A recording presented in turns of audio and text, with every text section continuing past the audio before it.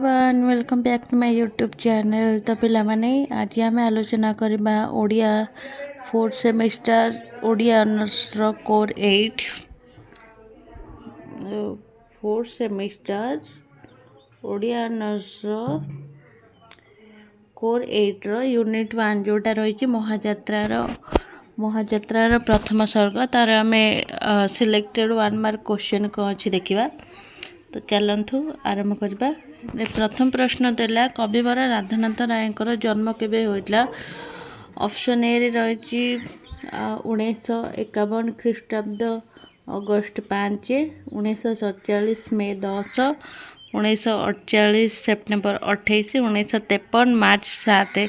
तो ये आम थर्ड सेमिस्टर जहाँ भी कविवर राधानाथ राय विषय किसी जानते तार ये फोर्थ सेमिस्टर किसी जमी कवि परिचय रही महाजात्रार सेमती यार टे बस से सब आम आलोचना करवानी। तो ये प्रश्न कौन देला ना कविवर राधानाथ राय जन्म केबे होइतला ना ये सठिक उत्तर हम ऑप्शन बी 1848 ख्रीष्टाब्द सेप्टेम्बर 28 तारिख।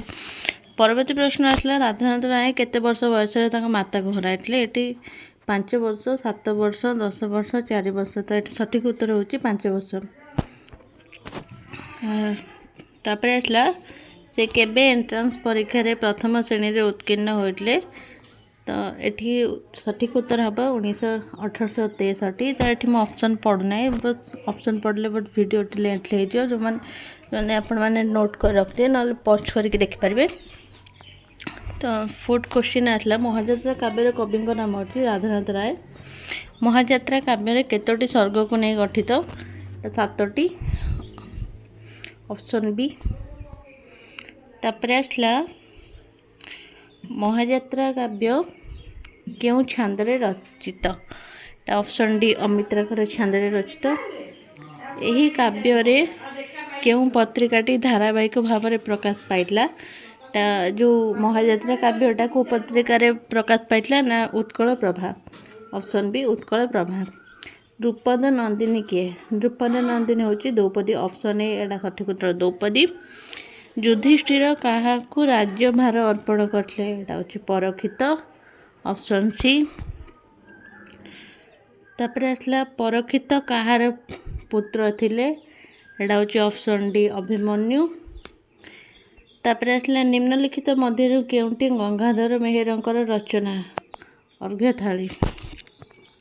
अहल्य स्तंभर रचयिता किए गंगाधर मेहर आप जानते।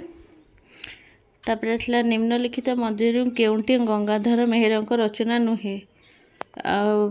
चंद्रभागा तो कृषक कविता गंगाधर ये उत्तर हो चंद्रभागा। तपस्विनी काव्य केतोटी सर्ग विशिष्ट। एटा 11टी सर्ग विशिष्ट। Option B. यही काव्य केबे प्रकाशित होता तपस्विनी काव्यटा 1915 प्रकाशित। ऑप्शन ए।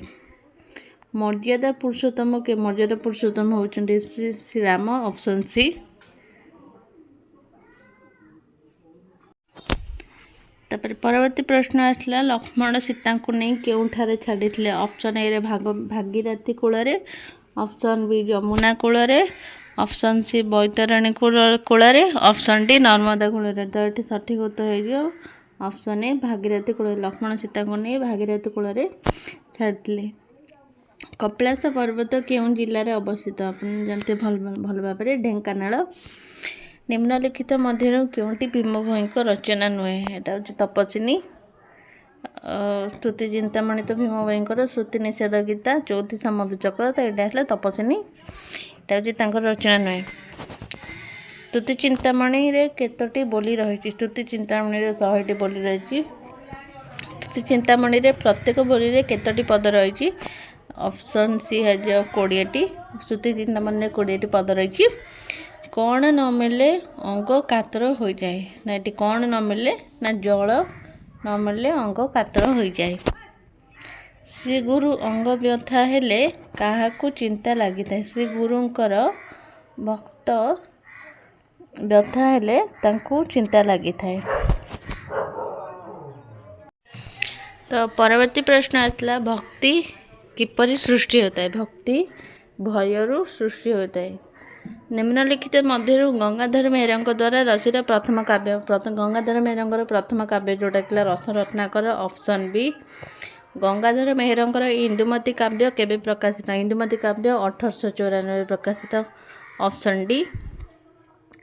समग्र राज्य रे काहाकू उच्च पद प्रदान कराई जाए राजा ऑप्शन ए।